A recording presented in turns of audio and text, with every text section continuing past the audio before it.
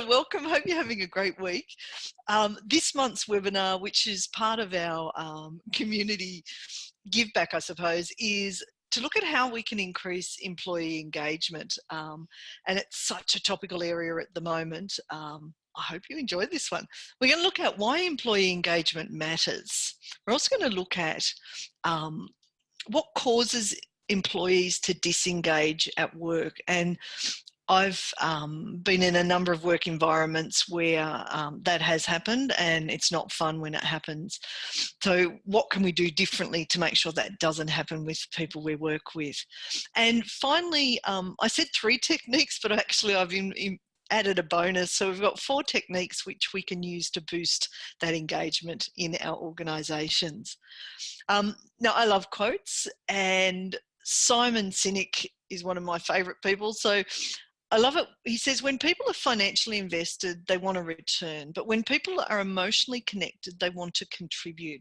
And there's a lot of that that we're going to be talking about in this webinar around employee engagement. Because when we do it really well, people actually really want to contribute. They bring their passion, their energy. If we don't get it right, then sometimes people are just neutral about being in the workplace, so it's just a job. In some cases, they're actively disengaged, which means they will be disrupting the workplace as well, which is not fun. My definition of employee engagement comes from OC Tanner. They are fabulous in relation to the area of employee engagement. They have some really good research.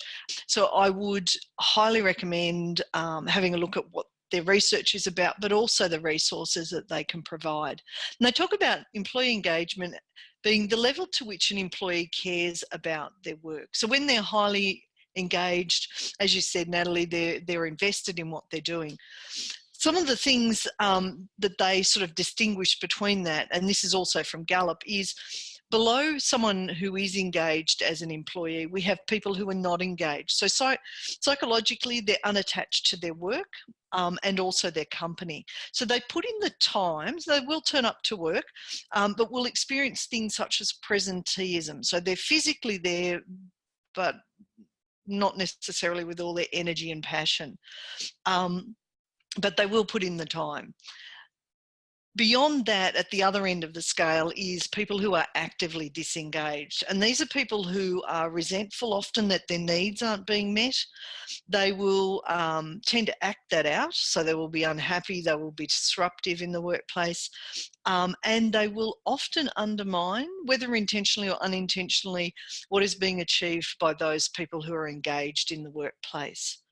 And so from that perspective, trying to improve employee engagement is such a critical part of becoming a really productive organisation and obviously getting the best out of your people. I love this, and this is from Gallup, their State of the Global Workplace, which they do a report every couple of years around employee engagement, looking across the different regions in the world. And they talk about engaged employees are highly involved in and enthusiastic about their work and the workplace. They are psychological owners, they drive performance and innovation, and they work towards moving the organisation forward. I was reading a book the other day, and they were talking about the fact that in most workplaces now, at least 50% of our work involves other people within the workplace. So being able to build that employee engagement creates that connection, which creates psychological safety, which allows people to bring their innovative ideas forward, allow them to be heard, and obviously the organisation then is able to adapt them if they want and produce better stuff, I suppose. Some of the numbers around what happens when we don't do employee engagement are really scary. For example, presenteeism, they reckon at the moment is costing Australian businesses, so this is not overseas, this is just in Australia, about $33 billion a year. And that was kind of researched by Carnegie Management. That's quite a scary figure. What we see where people are engaged, we'll see things like the organisation will have higher sales, they'll have less turnover, they'll have less absenteeism, they'll generally have happier customers as well. Things such as safety instances also tend to be lower, as well as quality incidents. And the other thing you tend to see where there is high employee engagement is if your organisation sells things, that there is less shrinkage as well. So there's a lot of really positive reasons why organisations should invest in employee engagement. Some of the stats around employee engagement. So engagement varies by job types. So what we know is that there is generally higher engagement with knowledge-based workers because they have more autonomy to be able to decide what they're working on. And plus there's more variety in what they're working on. Whereas more routine-based jobs tend not to have as higher engagement. Things like construction that have quite low engagement rates pretty much across the world.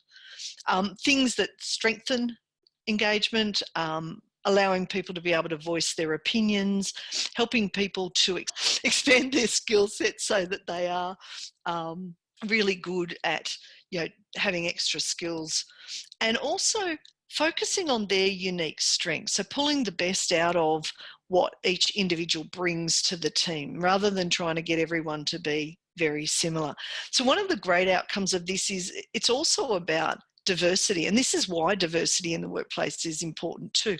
With diversity where it is and people feel included, we tend to get higher engagement as well.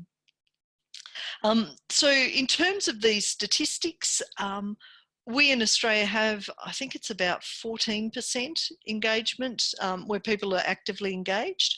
Now, that does vary across the regions of the world according to Gallup.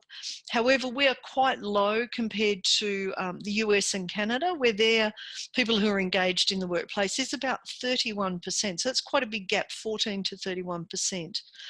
Some of the things that we should think about in terms of what helps strengthen engagement is, as employers, we should look at you know, who are we going to put in management positions, because they absolutely impact on whether people feel able to voice their opinion, whether we help expand people's skill sets, create trust, as you said.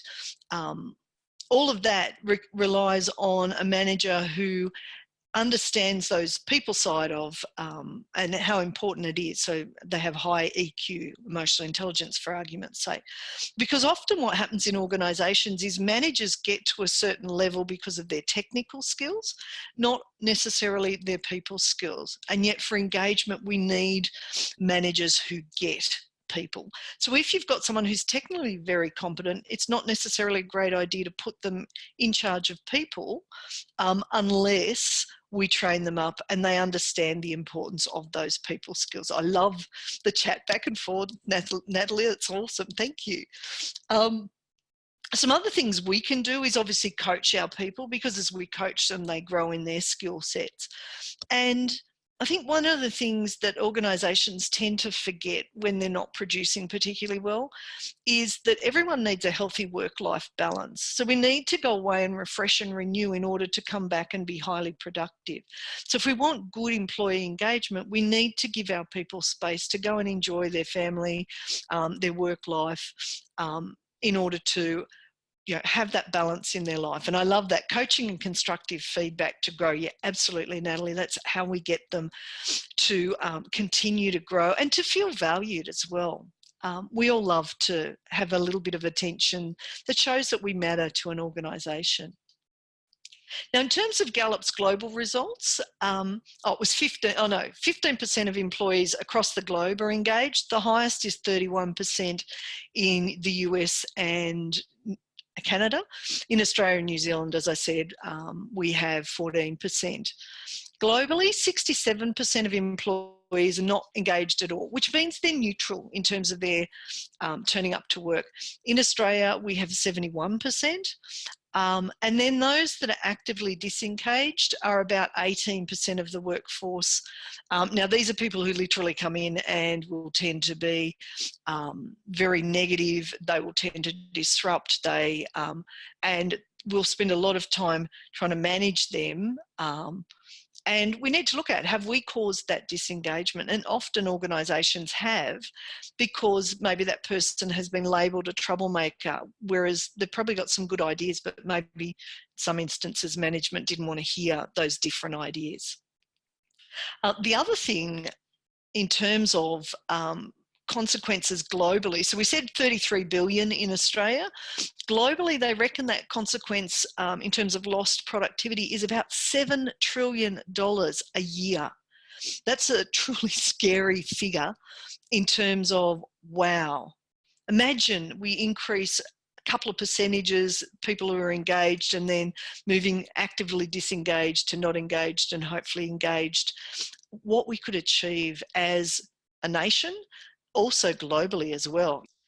One of the other things that I love is a gentleman called Stephen Covey. He wrote 7 Habits of Highly Effective People, and he's written stuff about companies as well. And I love this quote: always treat your employees exactly as you want them to treat your best customers. Some organisations truly don't get that. And the sad thing about that is they then have employees who tend to treat the customers as they are treated, and that's often not a good outcome. Now, let's have a look at what are the things that cause disengagement. And I've had employers see their people as resources rather than people. So when they make a decision, they're not really concerned about the individual. They're just like, well, we can replace them. It doesn't really matter. I definitely see it where people don't have good management or leadership skills. Often when there's lack of career path or just lack of growth for the individual. Pay can be one. It's lower down on the scale than treating your people as people and looking after them. Lack of recognition, low trust. Some other ones I've seen, obviously the poor work-life balance, because eventually it's usually work wants the person to continue to work. Well, at some stage they need that break with their loved ones, or things tend to break down from a family perspective. Toxic workplace behaviours. I'll give you one example. Many years ago, I worked in an organisation that I won't name, and my boss had a problem with one of my staff. So one day, literally walked out of their office and on the open floor said to my staff member, "You are a, pardon my language, effing idiot," and then turned around and walked away. Now that not only disengaged the poor person that they'd said that to, but everyone else, because everyone's like, whoa, what was that about, and could I be next? So that boss created a whole state, no trust, obviously toxic behaviour, and so not unsurprisingly, the engagement went down very quickly. When I went into their office and I said, what the hell? And they're like, well, they need to change. And I'm like, well, that feedback will have got none of that result other than you've just terrified everyone on the floor, which is really sad because they just weren't aware. However, I am still hearing it happen in workplaces. So as organisations expect more of their leaders and their managers and they don't grow them, don't help equip them to manage stress and resilience, some of them fly off the handle and start yelling at people. And again, completely not cool. Some other things I see are where the leaders or managers are disengaged. Equally, favoritism is one that tends to really cause disengagement in others. So only 1 or 2 people get the opportunities to act in higher positions or get asked to do the sexy assignments and stuff like that. And so people tend to disengage where they know that favoritism is happening. All of which ends up costing the business, our communities, etc., so much money. Also, if you think about it, when people go home, they go home not happy. It's not like they've had a great day if they're disengaged. Yeah, I agree, Natalie, too, with even perceived favoritism is enough to cause disengagement. We all want to feel like the workplace is fair, that we are valued, that what we bring others appreciate. So where that doesn't happen, people tend to basically disengage. So some interesting things from Google's Project Aristotle. So Google a couple of years ago did a research. They looked at 180 teams across Google to try and work out what were the attributes that created really high performing teams. Initially, they thought it would be, like a really clever engineer, for argument's sake. What they found, however, was that it was less about the individual. In fact, the individual didn't really matter. It was more about the collective and who were part of the team, as in the attributes that were brought to the team. So they found that teams that consistently performed at their highest levels, the individuals on the teams basically had high social sensitivity, meaning they were strongly aware of the importance of social connections. That means that before a meeting, they take the time to just check in where people are at. It's not just straight into business and forgetting that the connections are really, really important. The other thing is that the team cultivated an environment where basically each person spoke just about equally to everyone else, and everyone felt safe sharing their ideas. And the reason Google called it Project Aristotle, which I found really interesting, it comes from an Aristotle quote, which is, "The whole is greater than the sum of the parts." And this is really what we're finding in research. So now in most organisations, at least 50% of the work is going to be with other people. And so if we are able to create teams where team members all have that high social sensitivity, and they also allow each person to contribute about equally across the group, then people really tend to bring out their best.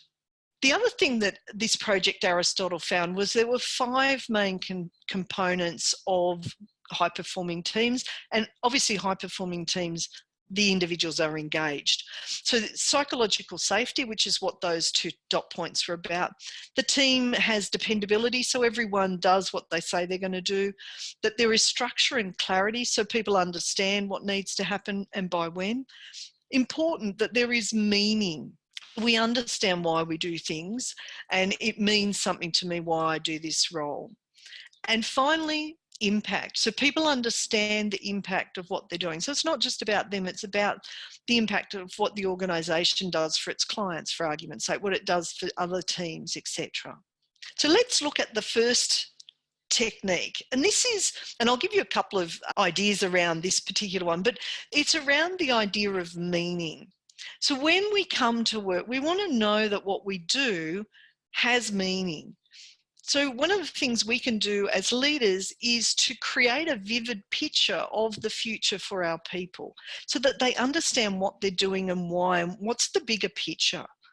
For example, in our company, we're about growing leaders, and everything our teams do, whether it's social media, whether it's marketing, whether it's sales, whether it's doing community stuff, they understand that the bigger purpose is we're trying to create a better world through creating better leaders.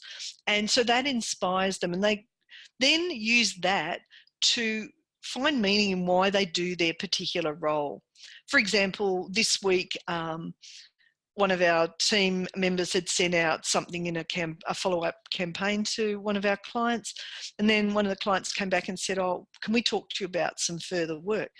And they were like, "Wow, I can see now how when I do the social media, when I do these campaigns, it helps us be able to make a difference in different organisations." So that was really lovely, just as great feedback, because sometimes people do work, for example, marketing, where you may not see results for a long period of time. And that can be disheartening unless people can see that meaning around what they do. So it is, explaining why we do what we do so that people understand what matters. Really interesting story. And so it doesn't really matter what level a person is, there is always meaning in roles if we can look for that meaning. A great story I heard off my coach, Robin Sharma. He told a story about a janitor, so toilet janitor, who works in South Africa, in Johannesburg, in the men's toilets. And so the toilets are sparkling clean. When the gentleman come up to the toilet door, he opens the door wide and with a big smile says, "Welcome to my office." Now that's completely disruptive compared to most experiences of going into a toilet. And he doesn't see himself as the toilet cleaner. He sees himself as an ambassador for South Africa. And so he's been able to take what most people would call a job and really see it as a calling. There's some great research that says there's really three ways we can view what we do. One is as a job, so it just pays day to day. One is I've created a career. When we get to a calling, that is really about what I do has deeper meaning than just about me. So we look at the impact it has on others. And in the case of the South African toilet cleaner, he saw his role as being that ambassador. So he was often the first person that people saw when they got to the airport. And so he wanted to make sure that that experience was a brilliant experience. That sort of attitude is, in fact, infectious. So it's beautiful if you can create that meaning and get that person to then share that with others to create, more and more people engaged, not at the job level, but at the calling level. So I really love that. It's a really simple thing about thinking about how we can help our people identify that meaning for them in their work role. Now, the second technique is recognition. One of the things, I'm reading a great book, I'll just show it so you can have a look at it. It's called Big Potential. In fact, I've just finished it and you'll see it's got lots of sticky tabs. Fabulous read, anyone that's listening in. And so this particular book is about how do we bring people together to achieve amazing things. And one of the things is when we give praise, we often will give praise where we're comparing someone. So, you did that much better than Fred, for argument's sake. That comparison actually has a negative implication both to our brain and anyone else's brain who's hearing it. The science now shows that it is much better to give real praise. So, for example, saying, Graham, so great, because Graham actually and I did a workshop this week, and Graham had some fabulous points. So rather than pointing out this person, did something better than someone else, it's actually just saying, what you brought to the workshop that we did together, Graham, was just great. Those experiences and your knowledge made it an excellent workshop. And actually that's true. So that's real praise. And that's how we do it. So try not to ever compare when you're providing praise to someone. Really interesting research. So the gentleman, Sean Acor, who wrote Big Potential, talked about, he won a job, and this job sounded like a fabulous job. He basically had to go on one of the Princess cruise liners and research about employee engagement and the impact it had on the customers on the cruise ship. So they tried to work out, well, what was the thing that created the best experiences for the employees? And they thought, given this cruise ship was in the Bahamas or somewhere, it would be the employees saying, oh, the days we had break where we got to go and sit around on the beach or whatever. What they actually found was the best experiences, and these were mostly millennials, was that they really just appreciated a kind word of praise from their direct supervisor. Isn't it interesting? But it wasn't about the location. It was just the fact that their direct supervisor had noted what they'd done and given them a little bit of praise. Simple things, cost nothing other than a minute or two to notice and just share that. Another one is collective wins, collective praise. Because more and more of our work is done together, it's important that when we do something great, that we share it with the whole team. So the whole team gets that recognition. And that can be a simple email, or it can be in a team meeting, just sharing, hey, this is some feedback we got, it was great. Want to appreciate everyone for the effort that you've put in. Another one that works really well is peer-to-peer recognition. So often when we do performance discussions, it's a supervisor and their staff member. What they've found is peer-to-peer recognition is a really lovely thing. So you encourage people to just notice what their peers are doing well, and just a short note or a short conversation about what they're doing well, because our brain, when we focus on what we're doing well, then seeks to do more of it.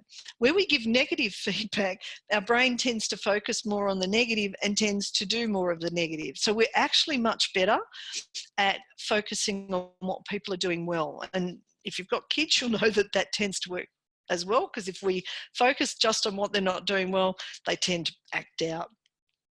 And the last one, which I really like for recognition, is in some organisations, they incentivise everyone via what they've done personally. So if they get a good result, they get the bonus. However, mostly to get that result, there's been other people who've helped them get to that particular point. So they've said it's much better now to ask questions, and I'm going to read this so I make sure I get it right. When we're interviewing people, how did you help your team win? So we start to incentivize them and focus them more on what they're doing for the team as a whole rather than just one person. So what we now know is that collective focus on the wins for the team increases performance, and it increases also resilience, because what we know then is we're rewarding the fact that everyone's got each other's backs. That is much better than competition. For example, with competition, there's a great TED video by Margaret Heffernan who talks about having too many chooks pecking one another in the chook yard. Fabulous thing, because it basically shows that competition in most instances reduces performance, reduces engagement, because it's each person for themselves, which stops that safety. And we know safety is paramount for us to work well together. So by giving that vision of where we're going, by creating recognition around praising what's working, we tend to get much better outcomes. Now, Sean Akel, I love this. Potential isn't about trying to go faster alone. It's about working to become better together. In today's workplace, that's absolutely the truth. Now, third technique is focusing on strengths, because really, if we want to work better, we want to bring out the unique gifts in each of the individuals that are working in our team. So it's important to understand what people's strengths are. For example, one of our jobs recently, we were working with a client and they did a profile on all of the people in their particular part of the organisation. That showed where people preferred to work. So it was a TMP profile. That then allowed people to have conversations about how they like to be communicated with, what roles sort of suited their strengths much better. And it had a really good outcome in terms of making people aware of their own preferences, also allowing them to share that with their supervisors, so their supervisors could start to give them more of the work that worked to their strengths. At the end of the day, when we bring our strengths to the work, we tend to be more engaged and more happy, because we're doing what we enjoy. Where our role doesn't tap into our strengths at all, it can drain our energy really fast, make the day not so much great. Now, the bonus technique, which I love, is celebrate good times. Come on, yeah. Okay, bad singing. What we know is that if we celebrate what people are doing well, we celebrate their successes, the outcomes that the team are getting, people want to do more of that. What we know is when we celebrate our achievements, everyone gets a hit of dopamine. So even I often get our team to do the silly party dance where we do this, but it makes everyone smile, even if they feel a bit daggy doing it, because they're getting that shot of dopamine. And the beautiful thing about that is it makes us then want to do more of what we did to achieve the celebration. People, when they get really low in resilience or they become really task focused, which tends to happen as their resilience drops, is they'll have a to-do list and they'll go tick next, tick next, tick next, tick next, tick next. And they become exhausted because there's no take a break, just enjoy, celebrate, have a bit of laughter. So it can be as simple as just everyone down tools Friday afternoon, for argument's sake, and just do a little bit of a celebration about what we've achieved. With our team, we generally check in either Sunday afternoon or Monday, and we will do a party dance about what we've, and we do this virtually because our team is located all over the place. So we do the party dance where we can see each other. It can be simple things like having a morning tea once a month to celebrate what we've been doing, a barbecue. It could be, going for a drink. And that doesn't have to be alcohol drink. It can be going and having a cup of tea or coffee. The idea is that when we do that, we connect better. We want to do more of what created that celebration. And so it gets our people to engage more and obviously perform better as well. A really lovely technique which I got out of Big Potential, which I think is fabulous and it doesn't take a lot of time or effort, is a thing called Celebrate You, Celebrate Me. And what it is you write down something meaningful about someone you're working with, and you also write down something meaningful about yourself. Because what we know is if we don't celebrate ourselves, over time we run out of the oxygen, which is our enthusiasm at work. So by celebrating what someone else has done as well as celebrating ourselves, we're acknowledging what we're doing well as well. And they really say that the oxygen mask for potential is celebration, which is wonderful because even the party dance makes people smile. It's pretty awesome. So being able to acknowledge and celebrate what people have done well creates a culture where people are likely to want to do more of that. Recently, I was working with a client where one of the staff members told me that basically every email was about what they hadn't done well. And not surprisingly, in that particular organisation, or part of the organisation, the employee engagement was really low. Employees were looking to leave. And obviously that costs an organisation when people are looking to leave. It's not a good thing. So they're my 4 particular techniques that are quite useful. So the first one being meaning, second one, recognising what people are doing really well. Third one, looking at putting people, most importantly, celebrating when we do things well. So I'm curious, any questions that you have in terms of employee engagement, anything you want to share in terms of techniques that you use as well to improve employee engagement? Okay. Well, I am curious, what is it you're going to do to boost your employee engagement in your organisation? So having gone through the webinar, what are some things that you are going to go back and apply? Because applying what you learn is the best way of embedding that learning. I know what we're going to do. Our team's coming together this weekend for our planning weekend. And so we're going to do a little bit of celebration to enjoy, to celebrate what our team has achieved over the last quarter. They've done a magnificent job. So there'll be some celebration and honing in on, we're going to tweak some of the roles so that we get a bit more of people using people's strengths as well. So that's going to be the big thing for us. All right, I'm curious, any final questions?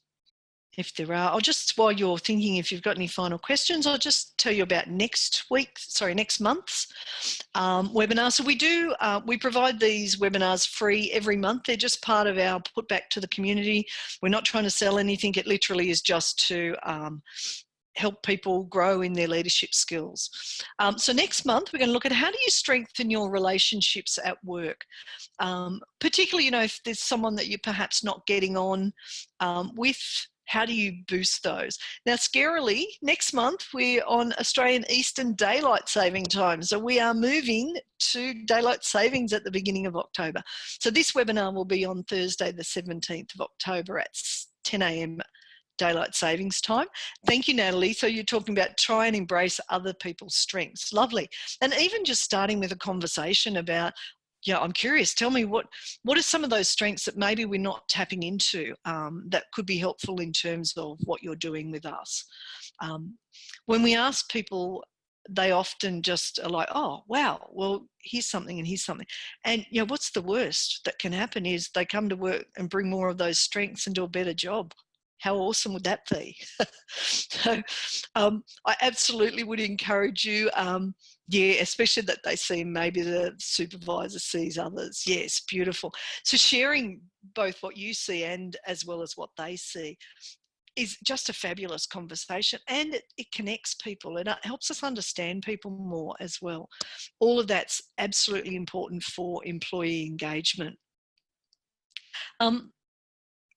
So that's sort of the end. I would, if you haven't connected with us online, this month our theme is employee engagement. So there is lots of articles, etc., that we will be sharing to help people around employee engagement. So feel free to use any of those channels to connect with us. Love to say thank you for attending. For those who are watching the recording, thank you for watching the recording as well. Until next month, have a great month and enjoy. All right, take care. Thank you.